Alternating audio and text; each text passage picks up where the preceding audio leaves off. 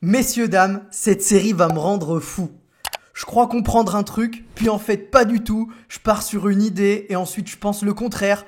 Mais bon, on s'en fout. Quel bonheur encore une fois de regarder cet épisode de WandaVision.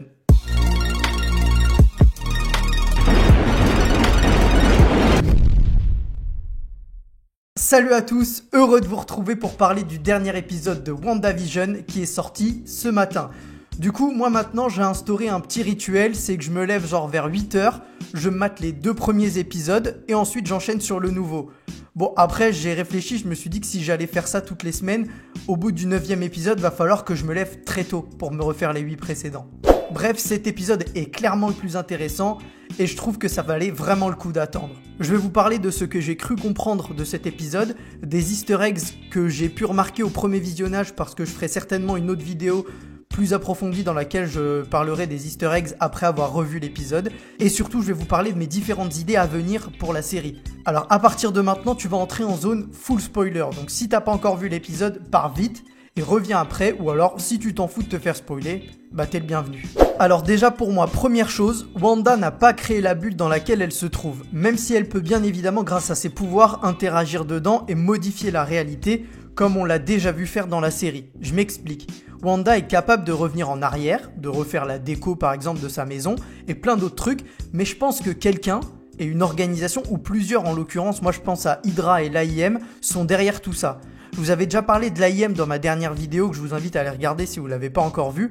Eh bien, je crois de plus en plus que l'organisation est dans la série et que c'est elle, aidée par Hydra, puisque de toute manière l'AIM c'est une branche d'Hydra, eh bien ce sont ces deux entités qui contrôlent tout. On voit très souvent dans la série une forme hexagonale et j'y vois moi un clin d'œil au logo de l'AIM. Ensuite, la scène dans laquelle Vision parle à Wanda et où il semble comprendre que quelque chose n'est pas normal puisqu'il vient de voir son voisin en train de découper son mur froidement, normal dans le plus grand des calmes, eh bien cette scène me renforce dans cette idée parce qu'on a un cut, comme si quelqu'un avait fait du montage et viré cette scène pour la remplacer par une autre. Et pour moi, ce n'est pas Wanda qui fait ça, puisque sinon, elle aurait rembobiné comme la dernière fois. Alors oui, Wanda peut contrôler certaines choses grâce à ses pouvoirs, mais il y a quelque chose encore au-dessus, à mon avis. Mais c'est possible que ce soit elle qui l'ait fait, puisque Vision, pour moi, n'existe pas vraiment, c'est elle qui l'a créé, et du coup, quand il commence à se poser trop de questions, elle pourrait évidemment revenir en arrière. Pour moi, quelqu'un a créé du coup une copie de la ville de Westview, puisqu'on la voit à la fin, et enfermé Wanda dedans. Et je pense du coup que toutes les personnes à l'intérieur sont soit des agents d'Hydra, de l'AIM, ou alors des personnages surnaturels qui ont pu intégrer la bulle à l'insu d'Hydra par exemple. Pour moi, tout le monde sait ce qui se passe dans la bulle, excepté Wanda et Vision. La seule personne qui est étrangère à ce monde, c'est Géraldine, et c'est pour ça que Wanda va la faire sortir, car elle comprend vers la fin de l'épisode que Géraldine sait des choses et qu'elle pourrait mettre en danger la vie parfaite qu'elle a su se créer dans cette bulle, mais ça, on va y revenir plus tard. Pour revenir sur Hydra et cette idée que c'est bien cette organisation qui contrôle Wanda, je vais vous parler de la pub. Au départ, je ne voyais pas trop de rapport autre que rappeler qu'Hydra avait été à la base des pouvoirs de Wanda via le baron Strucker. Mais après avoir discuté avec Wendy de la chaîne Wendy Pop Culture, je vous invite d'ailleurs à aller voir ce qu'elle fait et à vous abonner, eh bien j'ai trouvé son analyse hyper intéressante et je vous la partage avec son autorisation bien sûr. On voit donc dans cette pub une mère de famille dépassée par ses enfants et par sa vie plus généralement. D'ailleurs, elle a 2 enfants, un garçon et une fille, peut-être pour faire penser à Wanda et Pietro. Elle est complètement dépassée et du coup la voix de la pub lui demande si elle a besoin d'une pause. Et c'est à partir de là que finalement je vois Wanda en cette femme et du coup une image de ce qui est en train de se passer. Puisque Wanda serait cette femme qui a traversé plein de difficultés dans sa vie et qui va vouloir prendre une pause ailleurs dans un monde où les problèmes disparaissent, donc dans cette bulle où elle est actuellement. Un monde rien qu'à elle, comme dit la pub. La pub dit « vous évadez sans aller nulle part ». Un peu comme Wanda qui n'est pas finalement partie du monde que l'on connaît, mais a juste été mise dans une bulle à côté de ce monde, dans cette réalité. Et enfin, le nom du produit et le slogan Hydra Soak, qui pourrait signifier s'imprégner, tremper dans Hydra, et on a l'image de la femme dans son bain, qui pour moi est clairement une image pour expliquer que Wanda est dans un monde où elle s'évade certes, mais contrôlée clairement par Hydra. Et enfin, le slogan Trouvez la déesse qui est en vous. Dans son monde, Wanda est capable de faire à peu près tout, de créer ce qu'elle veut, donc finalement elle est en quelque sorte une déesse. Autre chose intéressante dans cet épisode, c'est la grossesse supersonique de Wanda, qui n'a d'ailleurs pas l'air de choquer le médecin. Le mec, il voit froidement une dame en train de grossir de jour en jour et avoir des enfants en 1 semaine, mais il est pas du tout choqué. Le gars, il se fait transporter en super vitesse par Vision, là non plus il est pas choqué, et c'est pour ça que je me dis que les gens à l'intérieur sont des acteurs, un peu comme dans The Truman Show. Après du coup cette grossesse, on a l'arrivée des 2 jumeaux Tommy et Billy.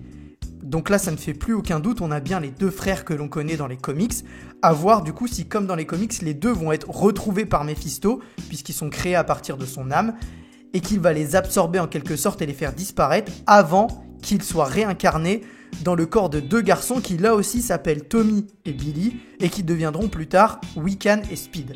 D'ailleurs, ces 2 enfants ont les mêmes pouvoirs que Wanda et son frère Pietro.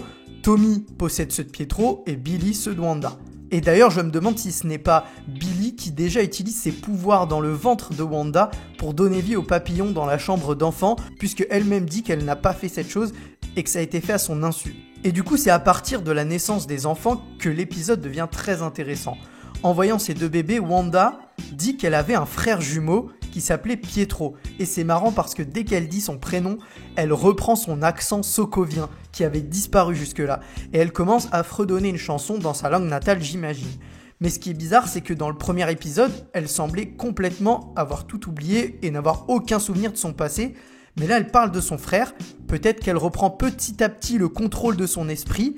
Et ça sent pas bon du coup pour Hydra s'il la contrôle. Mais là où tout bascule, c'est quand Géraldine lui dit que son frère a été tué par Ultron.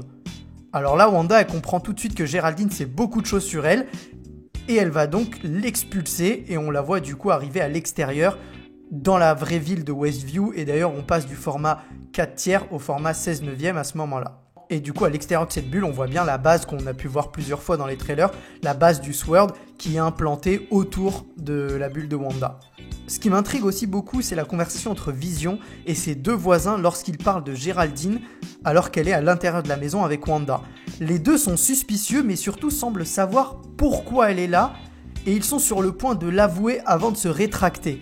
Alors là, ce qui est bizarre, c'est qu'ils ont l'air tristes comme si Wanda les empêchait de faire quelque chose. Alors je ne sais pas si c'est le cas ou ils sont en train de jouer un rôle, mais en tout cas ils essayent de faire comprendre quelque chose à Vision qui lui est complètement paumé. Et il me semble être le seul vraiment à ne rien comprendre, et lui pour moi il est clairement une invention de Wanda, il n'existe pas vraiment contrairement aux autres personnages de la série. Et ça expliquerait d'ailleurs pourquoi il peut courir aussi vite, alors qu'on ne l'avait jamais vu courir comme ça dans le MCU. Peut-être du coup qu'en souvenir de Pietro, Wanda, sa sœur, a attribué ce pouvoir à la version de Vision qu'elle a créée. Dernière petite chose, j'en avais déjà parlé en live, mais le MCU a choisi de modifier la signification du mot Sword. Normalement, il signifie, et là vous allez voir mon superbe accent anglais, Sentient World Observation and Responses Department. Et il est donc chargé de gérer les questions d'ordre extraterrestre. Mais dans le MCU, le mot World a été remplacé par le mot Weapon, qui signifie en anglais arme. Ça change beaucoup de choses puisque dans le MCU, cette organisation est chargée de surveiller et d'intervenir sur tout ce qui concerne les êtres surnaturels possédant des pouvoirs comme Wanda, mais aussi comme les autres super-héros. En tout cas, cet épisode a clairement fait avancer l'histoire, mais aussi créé plein de nouveaux questionnements. J'en ai tellement dans ma tête, mais je me répète, pour moi, Wanda est là contre son gré, entouré d'acteurs qui seraient des agents d'Hydra possiblement, mais aussi d'autres personnages comme des sorcières, par exemple comme Agnès, ou alors Dottie qui pourrait être elle aussi une sorcière, ou même Mephisto qui pourrait être dans la série. Wanda a également créé une nouvelle vision, elle s'est créé ses enfants, mais là, à la fin de l'épisode, elle comprend que quelqu'un essaie d'entrer dans son monde et du coup ça la perturbe.